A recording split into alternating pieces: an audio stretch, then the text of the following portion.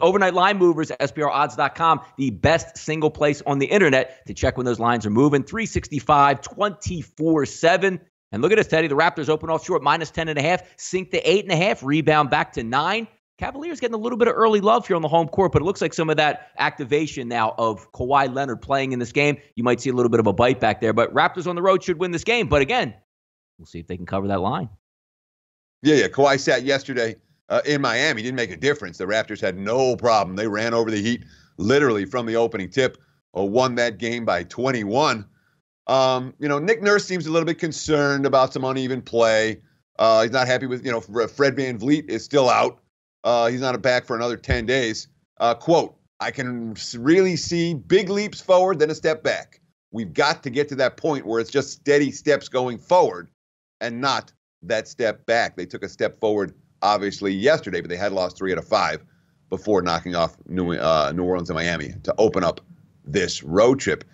Look, the Cavs have played decent ball. The 4-4 since the All-Star break. They could be 7-1 during that span. They've blown a bunch of games late. In this point spread range, you don't worry so much about the Cavs blowing a game late. If they're competitive for most of the game, they're likely to cover at the end. Taking a look here at some action, Teddy, as we open up even more conference tournaments this week. The big boys get ahead of schedule a little bit later in the week, but we're going to take a look here. Keep in mind, in action play, the first round games are played on the higher seeds home court before they move into Cleveland. Western Michigan getting a little bit of early love versus Central Michigan. One of the more interesting games, Teddy, because you get a finish up on Friday, March 8th, which obviously was this past Friday. You played Western Michigan and Central Michigan. Now you get the rebound game, and it's coming to play tonight. 82-75 winner on Friday night with Central Michigan. Now we're looking to back it up. Line opened up, Teddy, as high as minus 10, but dipping to that 8.5 range. More factor, more focus. There is no tomorrow in this game. Should be a decent one here in the MAC. It could be. The Chippewas were much, much better than the Broncos this year. One team's 21-10, one team's 8-23. Western Michigan went 2-16 in conference this season. And then again, they just lost at home on senior day to the same Central Michigan squad that they have to face tonight.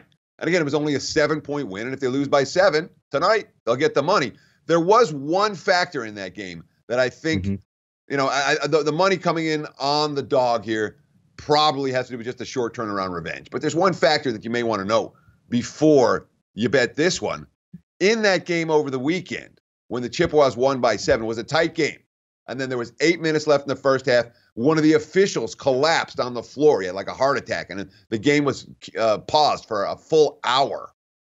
After the hour, the good team was ready to play. The bad team wasn't. Central came out on a 10-0 run, and it was ball game right there. So maybe that mitigating circumstance from the meeting over the weekend has given bettors some confidence that the kids from Kalamazoo can hang with the Chippewas from Mount Pleasant.